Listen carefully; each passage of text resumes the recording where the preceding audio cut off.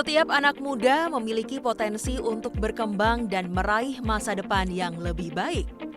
Mereka tumbuh dengan mimpi, harapan, dan keinginan untuk mencapai sesuatu yang lebih besar dalam hidupnya. Namun pada kenyataannya, tidak semua memiliki kesempatan yang sama. Bagi sebagian dari mereka, jalan menuju masa depan seringkali dihadapkan pada berbagai tantangan dan keterbatasan. Di Indonesia masih ada jutaan anak usia sekolah yang belum bisa mengakses pendidikan secara optimal dan terancam putus sekolah. Kondisi ekonomi, keterbatasan akses, dan kurangnya dukungan sering menjadi tantangan yang harus mereka hadapi sejak usia muda. Karena itu, banyak anak muda membutuhkan kesempatan yang dapat membantu mereka terus melanjutkan pendidikan dan mengembangkan potensi yang dimiliki. Beasiswa menjadi salah satu langkah yang dapat membuka kesempatan tersebut. Kesempatan itulah yang pernah dirasakan oleh Neneng Julia Rizky dan Johannes Samuel melalui beasiswa YCAP Foundation.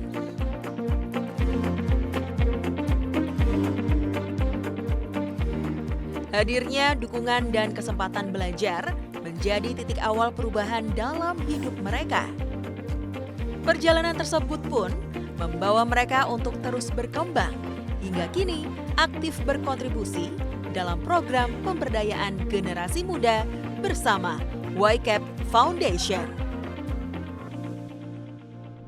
Halo, saya Lusman. Dan saya Samantha. Kembali lagi kita di podcast Go Impact. Investing with Purpose.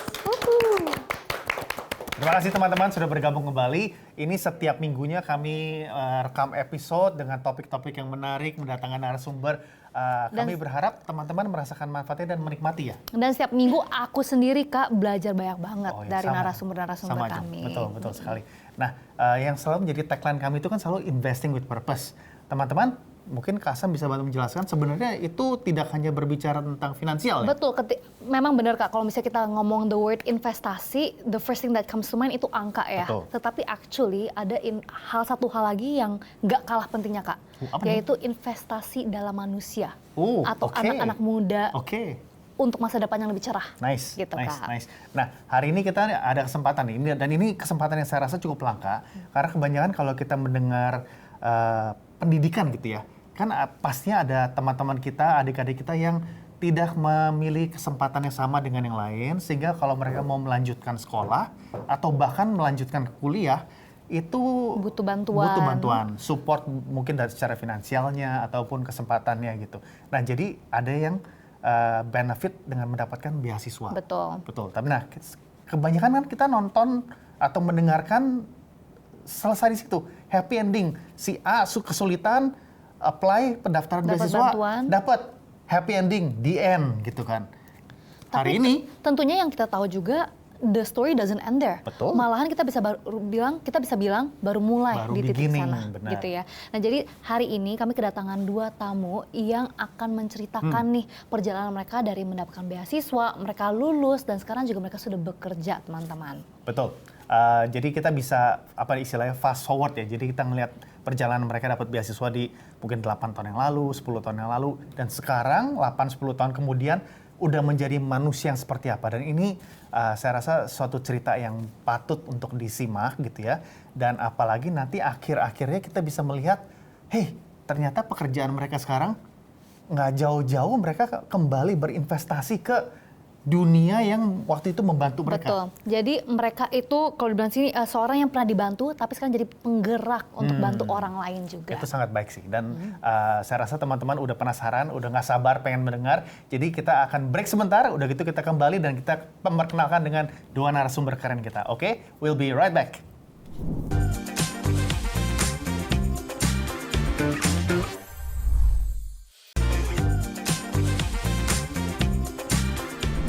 Teman-teman, selamat datang kembali di podcast Go Impact, Investing with Purpose.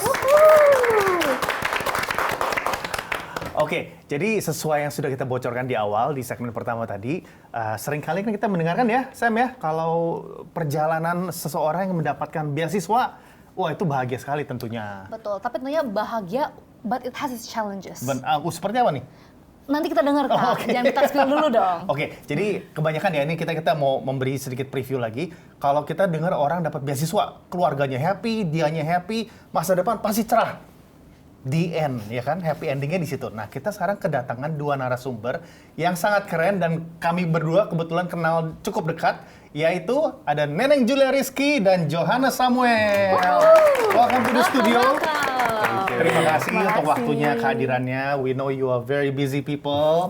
Tapi siang hari ini justru kita mau mengajak cerita ke penonton Smile TV dan YCAP YouTube channel. Perjalanan hidup teman-teman. Jadi dari dulu menerima beasiswa, kebetulan dari YCAP Foundation ya. Dan sekarang udah bertahun-tahun kemudian, how successful, kita tahu you are both very successful, we are so proud of you. Bisa tuh cerita ke kita-kita dan mudah-mudahan dari episode ini banyak teman-teman di sana yang terinspirasi gitu ya, dan bahkan dapat suatu ilmu yang sebelumnya mungkin nggak pernah dengar gitu. Ya Sam, gimana? Langsung aja kita lempar ke Kak Neneng dan Jo. Siapa dulu? Mau sweet dulu? Siapa dulu nih? Gimana? Dulu aja. Oke, boleh. I'll start. Nama aku Johannes. Aku sebagai alumni penerima beasiswa dari YCAP Foundation. Itu berapa tahun yang lalu ya? Sekarang 2026, 8 tahun yang lalu, udah lumayan lama banget, berasa tua gitu ya. Kamu tua, saya apa? Tue.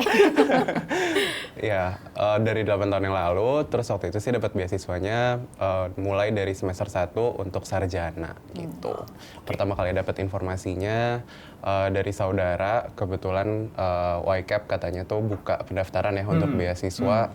Terus ya tertarik sih, jadi langsung coba aja daftar, ikutin tesnya, habis itu puji Tuhan bisa keterima. Gitu. Nice, oke. Waktu itu di semester 1 universitas mana? Aku di ITB. ITB, wow. Jurusan? Teknik Industri. Teknik Industri. Keren. Nah kalau ke kakak yang satu sebelahnya nih? Oke, perkenalkan nama saya Neneng Julia Rizky, sama kayak Hanes, saya juga penerima beasiswa dari YCAP gitu ya. Dulu dapat pertama kali itu paket C dulu, karena waktu itu lulus SMP, terus kemudian dulu ada cerita sedikit gitu ya, bapak tuh kena layoff gitu, jadi agak susah nih buat lanjutin ke SMA lagi gitu kan. Nah kemudian dengar-dengar dari temen katanya YCAP nih buka paket C, PKBM gitulah, dan kebetulan dekat juga dari rumah waktu itu. Akhirnya coba daftar, coba ikutan, alhamdulillah juga akhirnya lulus. Paket C setara SMA atau SMK gitu ya. Terus kemudian habis itu dapat beasiswa lagi untuk sekolah kecantikan di Rudiadi Suwarno. Wow. Gitu, dan itu alhamdulillah banget dapat skillnya dapet gitu ya. Terus networkingnya juga sama orang-orang yang di luar sana juga dapat gitu. Itu sih perjalanannya. Abis itu langsung kerja gitu ya, dapat kerjanya juga kebetulan di YCAP karena waktu itu perlu jadi kayak perlu apa ya? Yang jadi waktu saya kursus di Rudiadi Suwarno itu tuh kayak training of trainer gitu. Jadi saya nanti akan jadi trainer rumah cantik atau salon gitu di rumah belajar YCAP gitu. Nah akhirnya begitu lulus dari Rudiadi Suwarno jadi trainer rumah cantik, dan kemudian saya bisa mengajarkan adik-adik yang paket saya di sana juga untuk belajar kecantikan. Pernah kebayang nggak sih kok bisa dapat beasiswa dari YCAP Foundation ke Rudiadi Suwarno, terus balik ke YCAP lagi untuk itu circle-nya kok lengkap banget tuh. Ya sebenarnya ini sih aku panggilnya apa nih? Bapak, kakak? Kakak. Oke, siap. Sebenarnya memang kalau pas pertama kali dapat kesempatan itu sebenarnya mikir juga dalam hati gitu ya, kayak nggak semua orang bisa dapat kesempatan yang sama. Jadi akhirnya aku kayak balik lagi kayak kenapa nggak aku juga bantu yang lain juga ya supaya mereka bisa dapat kesempatan yang sama kayak aku gitu. Jadi aku akhirnya jadi trainer di rumah cantik YCAP Foundation gitu ya, dan bisa mengajarkan adik-adik paket saya yang ada di sana. Sehingga mereka jadi master trainer juga. Mantap sekali. Gitu. Jadi memang pas sekali Kak Neneng dan juga Kak Johannes itu kerjanya di YCAP Foundation ya sekarang ya. Itu nggak semua YCAP Scholars tuh teman-teman yang kerja di YCAP Foundation juga. Memang dari YCAP Foundation tentunya sudah memberikan beasiswa the best of the best, yang paling baik ditangkap balik dan diberikan opportunity nih untuk kerja di YCAP Foundation, betul kan ya? Nah jadi mungkin tadi kita udah dengar dari Kak Johannes dan juga Kak Neneng perjalanannya dan juga udah mendapatkan beasiswa. Tapi mungkin sekarang kalau di YCAP Foundation sendiri, ini kan lembaga LSM ya, non-profit. Bisa jelasin sedikit nggak ngapain sih di lembaga non-profit tuh? Boleh dari Kak Johannes dulu. Lihat-lihatan mereka ternyata. Ya, kalau di YCAP itu aku pertama join waktu masih kuliah sih actually. Waktu itu zaman-zaman COVID, habis itu YCAP lagi ada program vaksin. Terus ada info kalau ini lagi buka volunteering nih. Terus mulai tertarik gitu kayak ternyata waktu lagi COVID lagi zaman-zamannya semua lockdown gitu. Bosen juga kan, terus akhirnya ini ada kegiatan sosial, oke coba deh ikutan gitu. Jadi mulai dari sana, mulai terekspos dengan lingkungannya YCAP, terus orang-orangnya seru juga nih. Terus mulai lanjut setelah volunteering, kayaknya tertarik deh mau coba kerja di YCAP, lingkungan profesionalnya kayak gimana gitu. Akhirnya coba daftar intern, akhirnya join tuh mulai dari intern. Setelah intern, ternyata cocok juga kerja sama timnya, terus ditawarin pekerjaan di YCAP. Nice. Terus ya skip forward kali ya, kayak lumayan panjang gitu, 3,5 tahun kemudian, sekarang aku sebagai Business Process Improvement Manager. Nice. Udah manajer lu sekarang, Manager. Kak. Wow. Tepuk tangan sekali lagi untuk Thank you, Johannes. Kalau Kak Neneng gimana Kak Neneng? Kalau aku mungkin udah cukup lama juga di YCAP gitu ya, tapi kenapa sih sampai sekarang masih bertahan gitu ya di YCAP? Karena di YCAP ini aku diberikan challenge banyak banget gitu ya, mulai dari jadi trainer gitu ya, terus kemudian jadi koordinator bisnis lab, terus kemudian jadi ada satu program spesialis gitu untuk pengembangan anak muda, sampai sekarang aku yang pegang program beasiswanya. Itu Sekali, amazing. wow, full circle sekali ya. Itu amazing sekali. Full circle Looping. ini. Jadi sekarang Gitu. Kak Neneng itu yang pegang departemen scholarship ya, atau program scholarship Program YCAP spesialis, ya. ya, program Wow, spesialis wow. untuk scholarship. Dan sekarang Kak Neneng yang apanya nih di bagian scholarshipnya ngapain? Semuanya, jadi kayak ngurusin mulai dari informasiin ada program beasiswa dari YCAP, kemudian ada tes, yang tadi juga Johannes sudah bilang kan ada tesnya, ada fase-fase tes, kemudian sampai development si scholars juga. Okay. Jadi kalau program beasiswa YCAP nih nggak cuma dikasih pembiayaan, tapi dikasih juga development training Okay. gitu. Jadi komplit banget lah paketnya yang ada di YCAP ini. Terakhir, emang kan ujungnya kalau goalsnya ini adalah kalau udah dapat beasiswa, udah gitu dapat lagi development trainingnya, terakhir pasti kan ujung-ujungnya mau kerja. Karena di YCAP ini kita membuka peluang juga buat anak-anak scholarship kita untuk kayak diberikan peluang ke beberapa perusahaan yang memang lagi buka. Contohnya kayak bisnis unit yang ada di YCAP gitu. Kalau ada lowongan pekerjaan kita kasih tahu ke mereka. Jadi anak-anak scholarship duluan nih yang dapat info lowongan kerjanya gitu. Okay. Jadi tiga benefit itu yang diberikan di program YCAP. Berarti kita nggak usah ngomong lagi biar Neneng yang cerita bisa 10 menit setengah jam jalan nih. Tapi teman-teman kita mungkin saya rasa bisa turut merasakan kebanggaannya kita ya. Berarti mereka ini udah dari awalnya menerima beasiswa buat Johannes yang dari Universitas semester 1 tadi ya. Betul. Lalu sekarang bisa menjadi Business Process Improvement Manager, which is apa tuh yang memperbaiki apa SOP atau gimana? Iya, jadi lebih ke bisnis proses organisasi. Di BPI kami cari cara gimana cara untuk ningkatin effectivity sama efisiensinya gitu. Termasuk salah satunya SOP-nya. Gitu. SOP, oke. Itu amazing ya. Jadi full circle. Ya. Buat Neneng apalagi yang emang penerima beasiswa sekarang menjadi koordinator beasiswanya itu membanggakan. Nah, sekarang pertanyaan ini sebelum kita jeda iklan, kita mau bertanya ada nggak sih momen di mana kamu tuh merasa kok hidup gue ini banyak opportunity banget ya. This is more than I can dream of gitu selama perjalanan dari beasiswa sampai sekarang gitu. Neneng dulu kali ini biar Jo bisa mikir gantian. Siap. Tadi kenapa kayak banyak opportunity gitu yang didapat gitu. Mungkin pertama itu tadi kalau udah masuk ke lingkupnya YCAP gitu ya, itu tuh banyak banget peluang yang bisa diambil dan dijalanin gitu. Makanya kalau misalnya dapetin challenge atau peluang itu diambil dan coba dijalanin dulu gitu. Kira-kira bisa atau enggak gitu. Jangan Jangan kayak udah dapet challenge-nya tapi aduh nggak bisa gitu. Kebanyakan kan kadang kayak gitu ya, overthinking, selalu mikirnya nggak bisa, jangan gitu. Jadi kalau misalnya ada opportunity yang ditawarkan, coba dulu, jalanin dulu, siapa tahu kalian ya memang bisa gitu loh.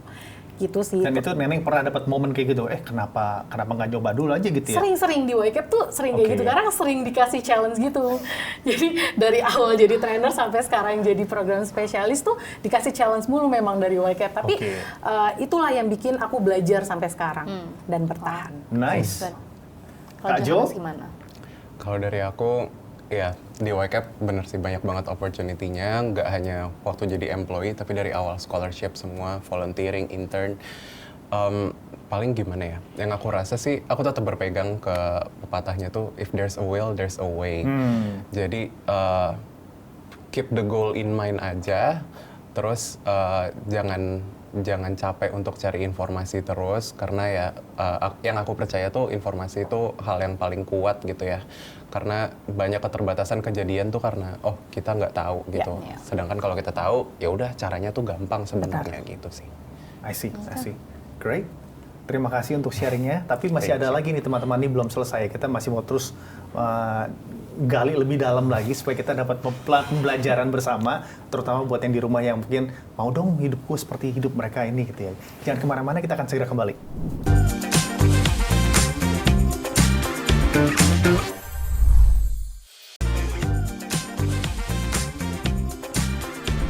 Teman-teman, welcome back to Go Impact Podcast. Kita mau lanjut lagi nih ngobrol dengan Kak Neneng dan Kak Johannes, dua penerima beasiswa dari YCAP Foundation. Yes. Langsung aja, tadi kan kita udah cerita banyak nih tentang mungkin perjalanan Kak Neneng dan juga Kak Johannes selama menerima beasiswa, habis udah lulus dan sekarang kerja. Nah mungkin bisa cerita sedikit nggak dari Kak Neneng dan Kak Johannes, menurut kalian dari the experience that you guys had experience, mindset apa sih yang paling penting untuk dimiliki, atau mungkin karakter apa nih yang penting banget dimiliki untuk menjadi orang sukses? Kira-kira dari Kak Neneng dulu boleh? Oke, boleh. Mindsetnya mungkin lebih ke tangguh kali ya. Tangguh. Jadi kalau misalnya udah jatuh nih, kan kita juga nggak, semua perjalanan tuh nggak pernah mulus gitu. Jalanan aja ada tanjakannya, ada turunannya gitu ya. Jadi sama, perjalanan hidup juga sama gitu. Jadi kalau misalnya teman-teman tangguh nih, terus teman-teman tuh bisa bangkit lagi gitu kan. Jadi kalau misalnya tiba-tiba teman-teman di satu fase yang jatuh gitu ya, jadikan itu pelajaran gitu ya. Pelajaran yang sangat berharga supaya ke depannya teman-teman nggak jatuh lagi kayak gitu. Satu, tangguh, kedua konsisten. Jadi kalau misalnya teman-teman udah tangguh tapi nggak konsisten, percuma juga gitu kan. Jadi kedua itu mungkin bisa ditumbuhkan dari sekarang gitu ya buat teman-teman, supaya teman-teman bisa mencapai tujuan teman-teman atau goals-nya teman-teman. Itu sih. Nah, tangguh, konsistensi. Kalau dari Kak Johannes? Kalau dari aku sih kurang lebihnya sama kayak Kak Neneng. Tapi paling tambahannya itu yang nggak kalah penting itu curiosity sih, rasa penasaran. Betul. Harus tetap cari tahu informasi apapun itu, hal baru, tetap ya learning new things every day. Terus selain itu ya, kalau learning biasa, sorry interrupt, Kak Jo, learning biasa dari mana paling commonnya? kalau aku what works best for me itu learning from experience. Jadi langsung terjun aja dulu ke lapangan. Yap. Habis itu ya, poin berikutnya kalau turun ke lapangan gitu harus cari mentor yang tepat sih. Jadi belajar langsung dari hands on-nya kayak gimana, dapat feedback dari sana, itu cara aku belajar dari sana. Gitu. Nice.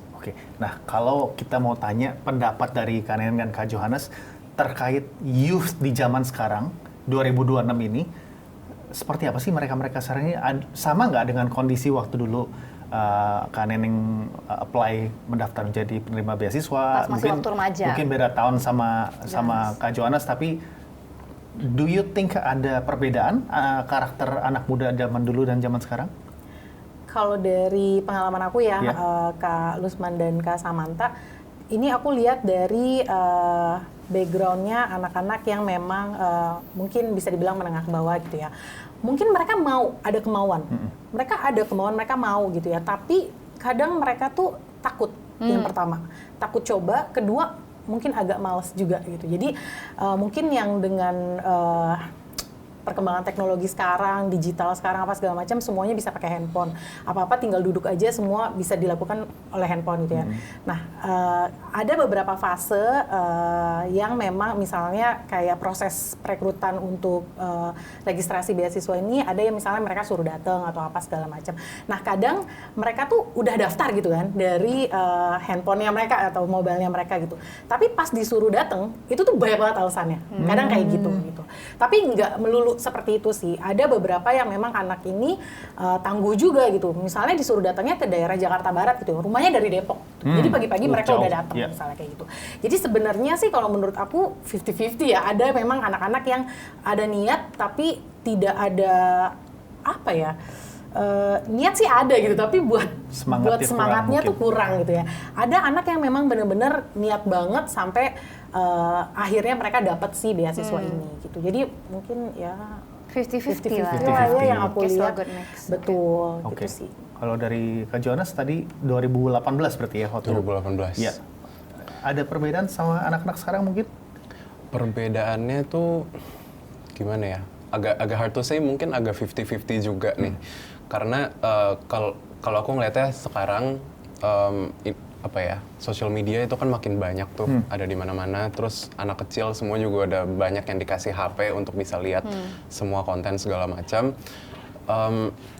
Bagian itu sih nggak jauh beda sama tahun 2018 ya. Jadi kita kalau mau cari informasi tentang beasiswa pun kita tinggal one click away gitu, tinggal ketik di Google beasiswa apa nanti langsung muncul segala macam. Tapi yang aku rasa bedanya itu yang kayak Kak Neneng bilang, udah daftar tapi akhirnya nggak datang. Kayaknya itu tuh karena apa ya, banyak banget informasi, terus akhirnya mereka ngelihat semuanya, daftar semua, ujung-ujungnya tuh kayak ngeentengin gitu. Ya mungkin karena kan aku juga nggak tahu nih real di lapangannya kayak gimana, mungkin Kak Neneng lebih tahu ya. Tapi ya ke arah sana sih, jadi mereka ya informasinya lebih gampang dapat, semua udah tahu gitu ada beasiswa ini segala macam, tapi ya mungkin resiliensinya itu yang agak perlu ditingkatkan gitu. Oke, ini pertanyaan sub question, tambahan mini sebelum Sam nanti ada lagi. Apa peranan menurut Anda berdua, apa peranan teknologi sekarang terhadap perkembangan anak-anak muda? Tentunya dengan adanya sosmed, lalu ada juga dari tahun kemarin ya, AI di mana-mana gitu kan. Does it play a role? Does it matter? Impact-nya apa tuh? Of course. Kalau aku ngeliatnya sih itu kayak pedang bermata dua gitu ya.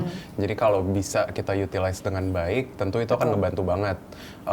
Sekarang udah banyak banget ada agent AI segala macam bisa ngelakuin segala hal untuk kita. Tapi ya balik lagi, kita manusia jangan sampai kalah juga sama mereka. Kita harus bisa nge-utilize itu, pakai itu semaksimal mungkin. Tapi tetap kita perlu asah critical thinking kita gitu. Jangan semuanya diserahkan ke mereka. Oke. Agree. Aku sih setuju ya sama Anes. Jadi memang benar-benar banget gitu. Sekarang tuh semuanya mudah gitu kan. Kayak nggak cuman buat kerjaan atau buat belajar gitu. Ya ini aja, buka aja ChatGPT misalnya kayak gitu-gitu. Sebenarnya kalau menurutku perkembangan teknologi yang sekarang nih penting banget, bagus banget buat kita upgrade diri misalnya kayak gitu ya.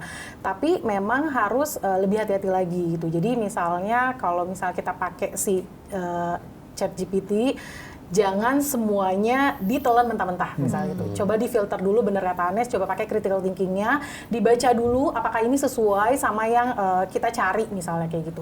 Tapi jangan juga dijadiin musuh gitu. Jadi sebenarnya teknologi ini bisa dijadiin sahabat asalkan kalian bener pakainya. Gitu. Okay. Nice. Make technology work for you. You don't work for the technology. Betul, Gitu ya. setuju. Very good. Oke. Sangat bijaksana kan ini ya. Banget. Dan Kak Jo juga ini luar biasa. Nah, with that, mungkin kita udah dengar banyak nih tentang kisah-kisah Kak Neneng dan Kak Johannes ya.